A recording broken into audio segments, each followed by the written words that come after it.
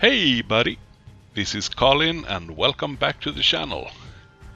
Today I'm bringing you a clip of the tier 10 Japanese destroyer Shimakaze. The Shima is a really great destroyer. It has 15 torpedoes, real good guns, and it was the first ship I actually grinded towards. And the first tier 10 ship I got. I realized quite early when starting to play the game that destroyer gameplay was really my strong suit. I thought the destroyer class was the class that was most fun to play, because you are pretty much a little ninja using stealth and stealth kills. So I started to grind till I finally got my Shima. But then I was really surprised, because I realized that it wasn't any fun playing in the Shima. I mean, I seen hundreds of videos of the Shimakaze before I got it, and I mean, I played it some, but soon it was just sitting in my port, collecting dust. And I don't know if it was the kind of way the Shima worked those days, or if it was the tier 10 gameplay meta that really made me... I mean, I lost that fun feeling playing the game. So I pretty much never used the Shimakaze. It was just sitting in my port. And I think it has been some change. And I don't know if it was this big nerf, everybody called it, in the latest patch, when they change up the torpedoes on the Shimakaze. Or if maybe the tier 10 gameplay has been getting a bit more fun, since some more tech trees and cruisers has gotten into the game. But nowadays I really enjoy playing Shimakaze. And I'm using the second type torpedoes on my Shimakaze, those who go out to 12 kilometers.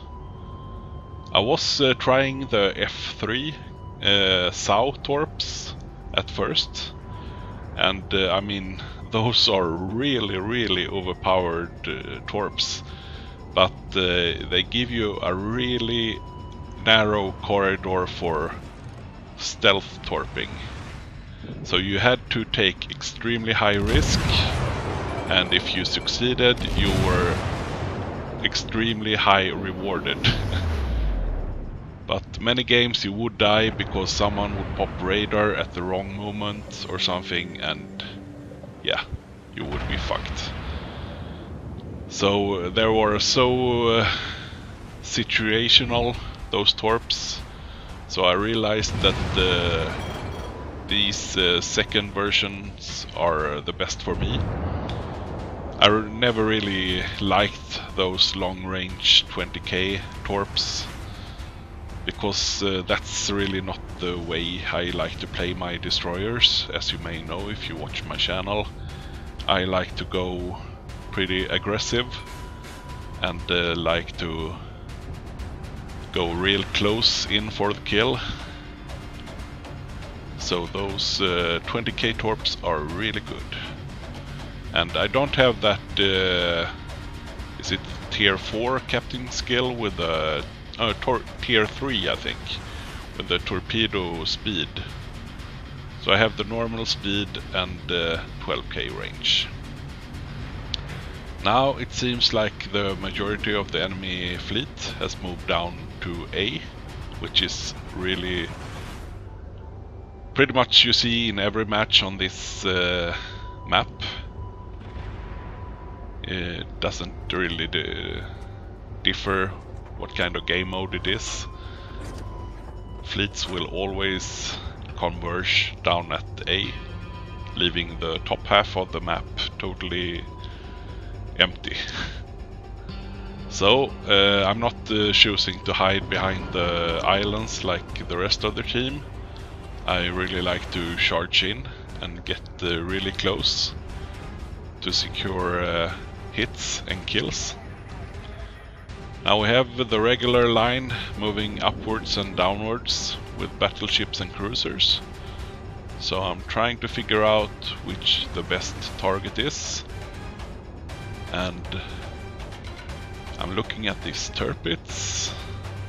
There's also a Montana closing in. So I'm just looking at their behavior, if they seem to be sailing in straight lines, or if they're using those WSED hacks. So I'm firing off against one of the battleships and I'm closing in. And I'm saving one torp salvo. I do a bit different in different situations.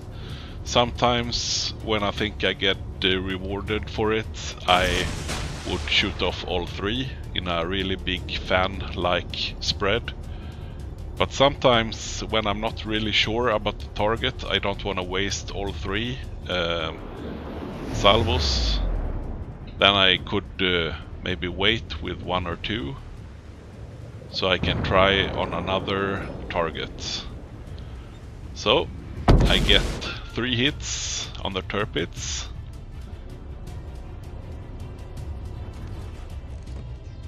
And then the next salvo comes.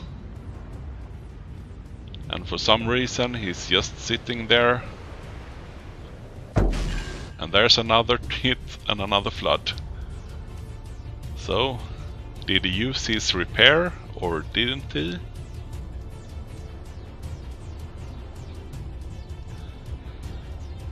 Looks like he's flooding, right? Well, yeah, he's dead. I don't need to do anything more to this guy. So my focus now is Montana instead. Enemy battleship foundered. Now this Montana just saw this turrets got nuked right beside him. I think he even had to turn off for some of my torps. So he should be pretty aware that there's a Shimakaze hunting him.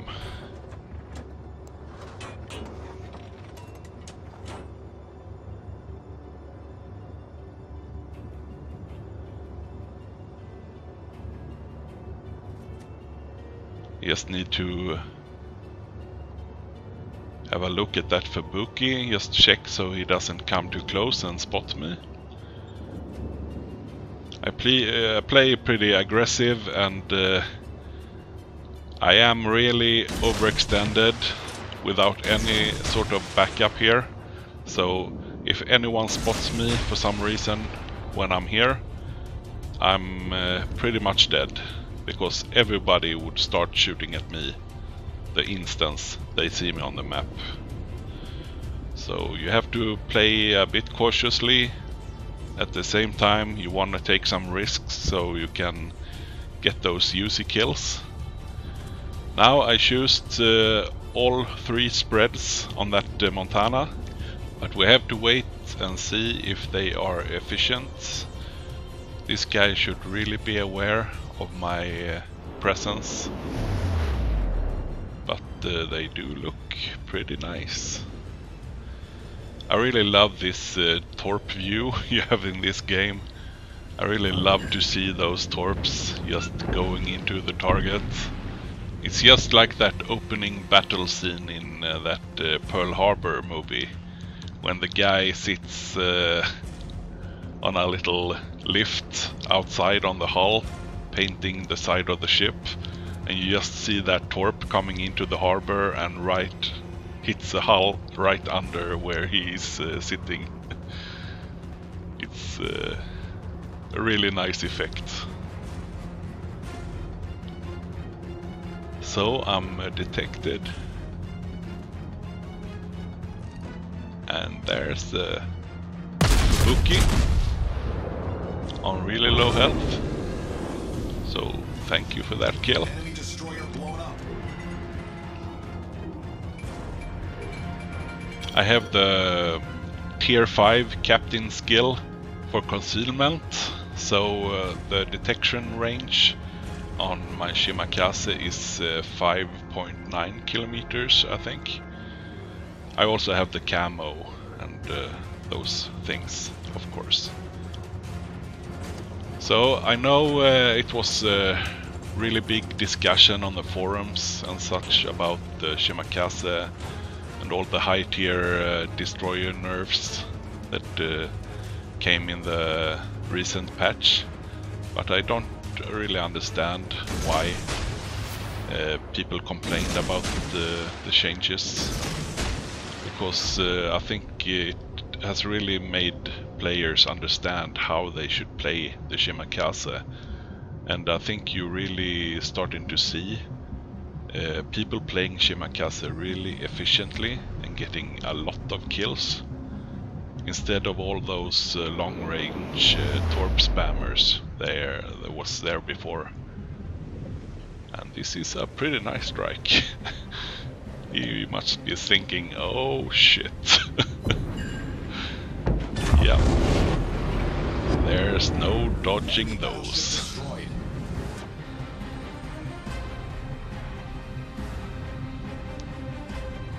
So that was kill number 3. I have high caliber and devastating strike.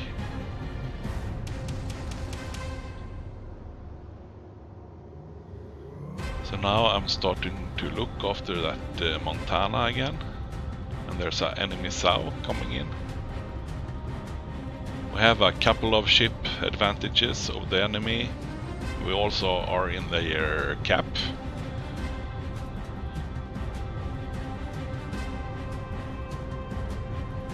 Now the SAO isn't really the best target for me.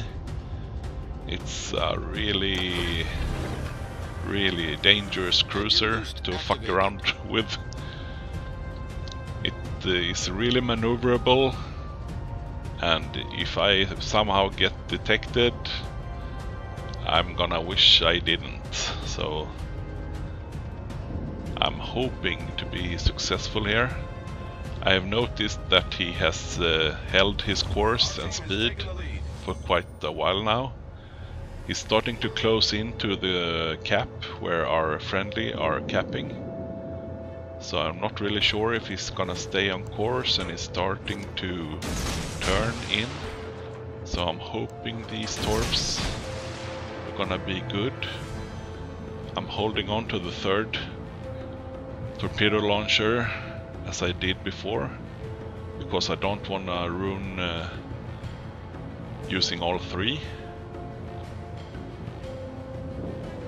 It did first look good, but then he started to turn to the left, and he's agile and fast. That torp really looked like it went straight through the ship. I'm not really sure what happened there, but sometimes that will happen.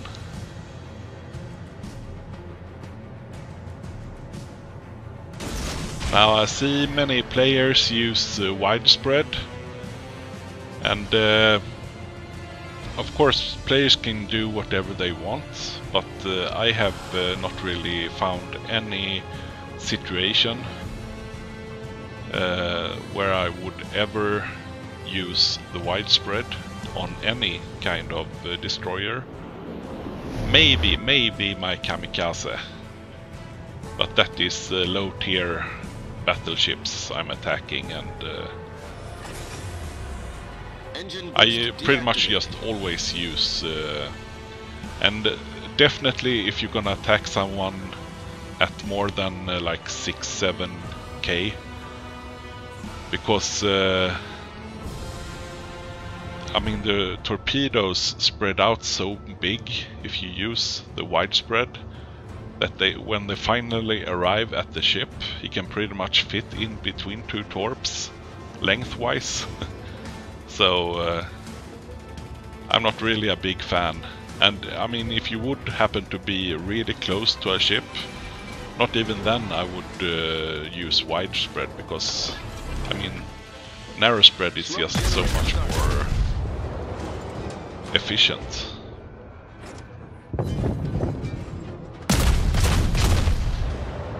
Now I was hoping to be able to invisifire on this SAO, but sadly for me, I was apparently the one spotting him. I thought he may be spotted to the destroyer behind me, but of course I should know this because I am a proud SAO owner myself, and SAO is incredible great ship and has a really great concealment. If you have the tier 5 captain skill for concealment, as I have on my SAO, I think you have 9.5 kilometers detection. So of course I should have known that I was the guy spotting him. So I pretty much just wasted that smoke, and I actually made him start chasing me, which isn't really that smart, because he realized where I was hiding. Now this Montana comes back, and shall we guess if he's driving in a straight line or not? I mean, he should probably know that I'm here. I mean, if he has been following the game at any length. And apparently someone told me later in the game, this Montana player apparently used very colorful language in their team chats after this incident. And I'm not really sure why he was cursing. And that's kill number 4.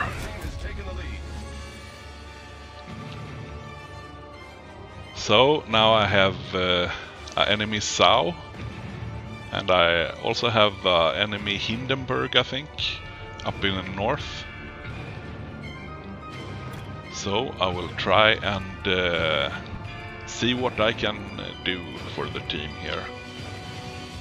But high tier cruisers are really tough targets, most of them at least, for destroyers, because most of the cruiser players at high tiers are really skilled in avoiding incoming fire and torps, because since the cruisers are the most vulnerable ships in the game, you really need to be constantly turning and maneuvering in tier 10 games, because if you just sail straight for a little bit too long, some Yamato or Iowa or Montana is gonna make you pay.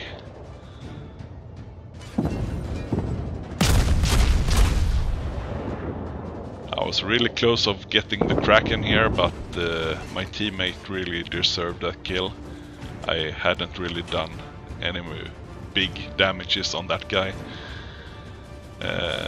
So now there's only a Hindenburg.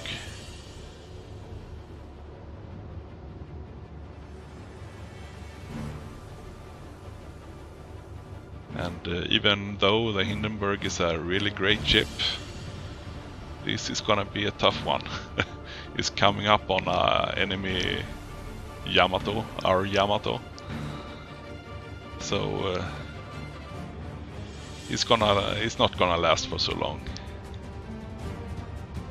That's that guy in chat talking about that Montana player. So that was a pretty decent game for Shimakaze.